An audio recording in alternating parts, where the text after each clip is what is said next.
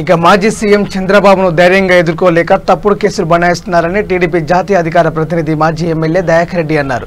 మహబూబ్నగర్ జిల్లా కేంద్రంలో ఏర్పాటు చేసిన మీడియా సమావేశంలో ఆయన మాట్లాడుతూ ఆళ్ల రామకృష్ణారెడ్డి ఎమ్మెల్యేగా ఉన్నప్పుడు ఏ దళితులు కూడా కంప్లైంట్ ఇవ్వలేదని ప్రశ్నించారు. ప్రజల దృష్టిని మళ్లించడానికే జగన్ ఇలాంటి బెదిరింపులకు పాల్పడుతున్నారని మండిపడ్డారు. వైఎస్ఆర్ తండ్రి పేరు మీద ముఖ్యమంత్రి అయిన జగన్మోహన్ రెడ్డి తప్పుడు ప్రచారాలను మానుకోకపోతే ప్రజలు రాబోయే రోజుల్లో తగిన రీతిలో బుద్ధి చెప్తారని ఆరోపించారు. అయ్యేటప్పుడు వీళ్ళకి ఇప్పుడు అసైన్ భూములను దాసం వస్తుంది.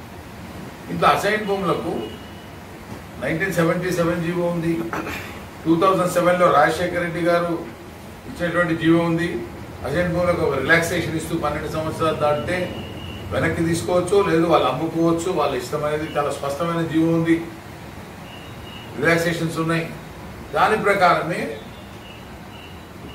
అసైన్ భూములు కూడా మధ్యలో ఉంటే అన్ని భూములు తీసుకున్న తర్వాత ఈ అసైన్డ్ భూములకు కూడా ప్రత్యేకంగా ప్యాకేజ్ ఇచ్చి బెస్ట్ ప్యాకేజీతో పాటు మళ్ళీ 30,000 ఎక్కించి 1,50,000 రుణమాఫీ ఉంటే వాళ్ళకి 3 ఎకరాలు 2 ఎకరాలకంతా ఆ రోజు వీళ్ళేం అబ్జెక్షన్ చేయలేదే. చంద్రబాబు నాయుడు గారు మీరు ఎట్లా ఉంటారు సిఆర్డీ చైర్మన్ గా ఉండొద్దు అనేటువంటి తీర్మానం చేయాల్సింది 55 మంది చేయలేదు. అప్పుడు ధైర్యం లేకపోయిందా, దమ్ము లేకపోయిందా?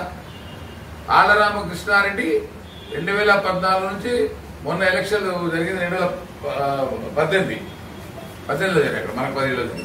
అంతవరకు కూడా 5 ఏళ్ళు ఎమ్మెల్యేగానే ఉన్నాడు. అప్పుడు ఏ దళితుడు ఆయన కంప్లైంట్ చేయలే. అంటే ఆయన శాసనసభ్యుడు కాదనుకున్నప్పుడు ఇక్కడ చేయగానే చేతగానే చెత్తలేని చిమ్మునిత్తులు లేనటువంటి ఎమ్మెల్యేగా ఉన్నాడా?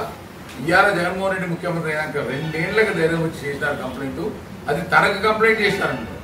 సో 41A ప్రకారం మనకు SC ST కేసు బుక్ చేయాలంటే కూడా ఖచ్చితంగా ఎవరైతే ఆ దళిత సోదరులు ఉన్నారో వాళ్ళు మాకు అన్యాయం జరిగింది అనేది పోలీస్ స్టేషన్లో కంప్లైంట్ ఇవ్వాలి.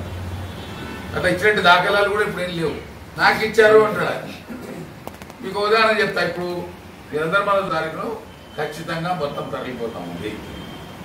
చాలా సూటిగా చెప్తా ఉన్నాను. కొంతమంది చెప్పలేకపోవచ్చు అని నేను చెప్తా ఉన్నాను.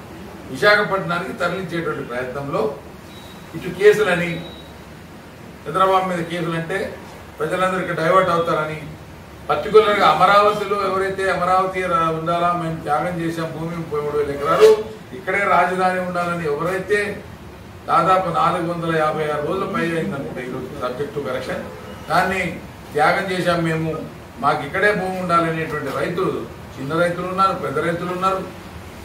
అందులో తమాషా ఏంటంటే 75 2014 నుంచి మంగళగిరి ఎమ్మెల్యేనే 5 సంవత్సరాలు ఏ దళితుడు ఆయన శాసనసభ్యుడిగా ఉన్నప్పుడు వచ్చి కంప్లైంట్ చేయాల. సరే ప్రభుత్వం అధికారంలో ఉంది, నేను చెప్పినా పట్టించుకోలేదు అనడానికి ఏదైనా కంప్లైంట్ అయితే రిజిస్టర్ అయితే అయి ఉండాలి కదా. దాంతోపాటు అసెంబ్లీ వేదికగా ప్రొసీడింగ్స్ లో ఎక్కడైనా కానీ దళితుల అసైన్డ్ భూమిని తీసుకున్నారు, లాక్కుంటున్నారని ఒక ఎమ్మెల్యేగా నాకు కంప్లైంట్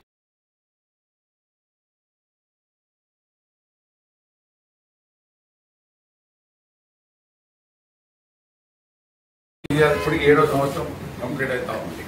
7వ సంవత్సరం కంప్లీట్ అయ్యేటప్పుడు వీళ్ళకి ఇప్పుడు అసైన్ భూములను దాసం వస్తుంది. ఇంట్లో అసైన్ భూములకు 1970